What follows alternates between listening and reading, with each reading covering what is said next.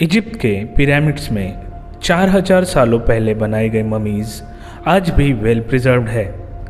शरीर का हर एक ऑर्गन बहुत ही उम्दा हालत में है। पर आखिर कैसे? आखिर इंसानी शरीर को किस रहस्यमय तरीके से एक ममी में तब्दील किया जाता, जिससे हजारों सालों तक उसे डिकम्पोजिशन से बचाया जा सकता था। द इन्फॉर्मर्स पे आपका स्वागत है। चैनल पे नए हैं तो सब्सक्राइब जरूर कर लीजिए ऐसे ही माइंड ब्लोइंग वीडियोस के लिए। इजिप्शियन जिन्होंने केवल पिरामिड्स बनाकर आज दुनिया के सामने आर्किटेक्चर की एक मिसाल खड़ी कर दी और कई आर्कियोलॉजिस्ट को इनकी रचनाओं के बारे में सोचने पर मजबूर कर दिया। उन्होंने इन रहस्यमयी पिरामिड्स के अंदर कई राज छुपाए हैं, जिनमें ममीज़ का नाम भी शुमार है। और आज हम इन ममीज़ को बनाने के तरीके के बारे में बात करेंगे। पर दोस्तों, ममीज़ को बनाने के तरीके को जानने से पहले हमें ममीज़ को बनाने का कारण जानना जरूरी है। इजिप्शियन आफ्टर लाइफ में यकीन रखते थे। उनकी प्राचीन मान्यताओं के हिसाब से इंसान के मरने के बाद उनकी आत्मा पाताल में जाती है। पाताल में जैकल हेडेड गॉड एनिबिस आत्माओं की सच्चाई परखते थे, जैसे कि आप इस फोटो में देख सकते हो। आत्माओं की सच्चाई परखने के लिए हार्ट को स्केल ऑफ जजमेंट के लेफ्ट साइड में रखा जाता और राइट साइड में फेदर ऑफ ट्रूथ को रखा जाता। फेदर ऑफ ट्रूथ को सच्चाई का प्रतीक माना जाता था। अगर हार्ट का वेट फेदर ऑफ ट्रूथ के बराबर या उससे ज़्यादा होता तो आत्मा को एक हैप्पी आफ्टर लाइफ नसीब होती। पर अगर हार्ट का वजन फेदर ऑफ ट्रूथ से कम होता तो आत्मा को एमिट खा जाता। एमिट एक ऐसा जानवर जिसका मुंह मगरमच्छ का, धड़ शेर का और बैक हिप्पो का होता था, और इसी आफ्टर लाइफ के लिए शरीर को तैयार किया जाता, जिसे हम मम्मी कहते हैं।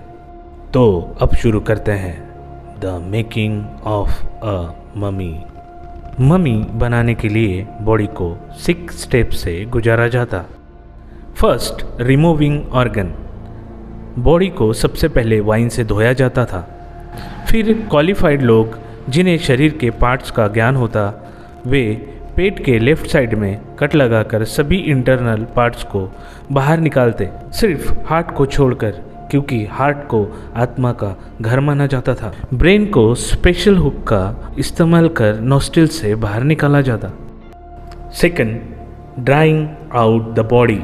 शरीर के अंदर के सभी पार्ट्स निकालने के बाद बॉडी को नाइट्रॉन से भरे हुए बैग्स में डाला जाता। नाइट्रॉन एक नेचुरल साल्ट है जो शरीर से पानी को सोख लेता है और शरीर को सुखा देता है। बॉडी को इसी हालत में 40 दिनों तक रखा जाता। Third, washing the corps. अब जब बॉडी पूरी तरह से सूख गई हो तो बचे हुए नमक को साफ करने के लिए बॉडी को फिर से वाइन से धोया जाता। इसके बाद पेड़ों से मिलने वाले रेजिन को इकट्ठा कर उसमें लिनन के कपड़े को भिगोया जाता और फिर बॉडी को इससे कवर किया जाता। इन सब के बाद बॉडी के ऊपर ऑयल और परफ्यूम छिड़के जाते। फोर्थ, रैपिंग इन बैंडेजेस। आखिर में बॉडी पर अनेक ज्वेलरी चढ़ाई जाती और उसे बैंडेज से रैप किया जाता, जिसके बाद चेहरे पर एक गोल्डन डेकोरेटेड मास्क चढ़ाकर मम्मी को पूरी तरह से तैयार किया जाता। Fifth, into the coffin. Mummy के पूरी तरह से तैयार होने के बाद उसे कॉफिन में रखा जाता। अमीर लोगों के कॉफिन्स महंगी लकड़ियों से बनाए जाते। 6, द फ्यूनरल। मौत के ठीक 70 दिन के बाद मम्मी को एक टूम में रखा जाता। इस टूम में उस मम्मी से जुड़ी सभी चीज़ों को रखा जाता और उसे पूरी तरह से रेत में दफन किया जाता। टूम्स को यूजुअली वीरान जगहों पर बनाया जाता ताकि वे लुटेरों से सुरक्षित रहें। तो दोस्तों, इस पूरी प्रोसेस की मदद से 4000 सालों पहले इजिप्शियन ममी बनाते, जो आज भी हमारे म्यूज़ियम में सही सलामत है। आज तक जितने टूम्स डिस्कवर किए गए हैं उनसे लाखों किलो सोना बरामद हुआ है और ऐसे ही हजारों रहस्य इजिप्ट के पिरामिड्स और रेत की गहराइयों में दफन है।